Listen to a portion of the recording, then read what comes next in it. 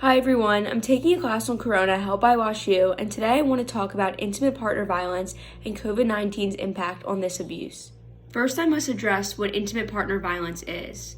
Intimate partner violence, which is abbreviated IPV, is any physical or non-physical abuse that occurs when someone desires power and control over their partner. Ultimately, IPV encompasses a variety of abusive behaviors or seemingly sporadic incidents of violence that one person uses against his or her intimate partner to isolate them, intimidate them, instill fear in them, and decrease their self-worth.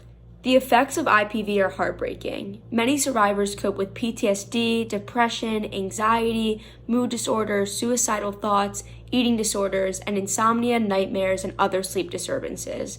Moreover, survivors often harm themselves and use or abuse substances. So, how prevalent is IPV?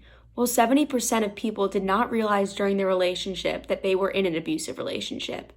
Let that sink in. 70% of people did not realize during their relationship that they were in an abusive relationship. And of those that could identify their abusive relationships, 60% said no one stepped in and tried to help them, and 42% kept the abuse private. These figures are very scary, and we need to do our part to help. In order to do so, we must first acknowledge who is vulnerable to IPV. Those vulnerable individuals are people of all gender identities, expressions, and sexual orientations. However, women ranging from 16 years old to 24 years old experience the highest rates of violence.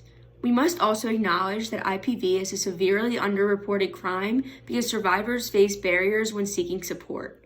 Survivors often distrust authority and law enforcement, they lack knowledge about available resources, they do not fully understand their legal rights, and they feel shame, anxiousness, depression, and isolation when considering reaching out.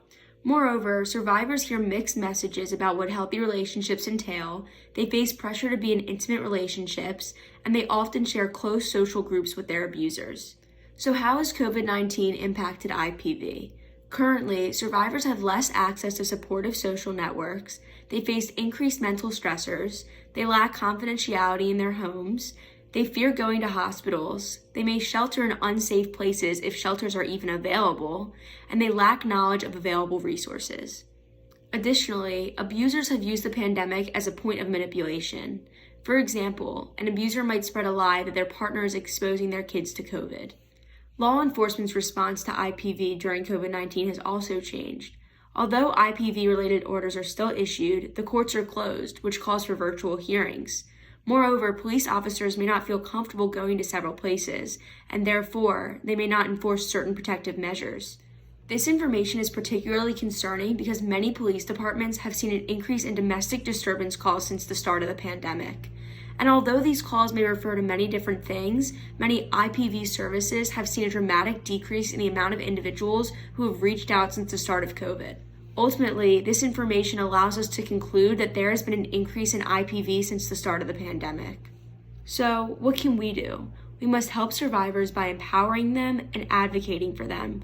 We must stop and think about who is in an abusive relationship and focus our attention on those survivors. We must help survivors find their own voices. We must speak up about healthy relationships.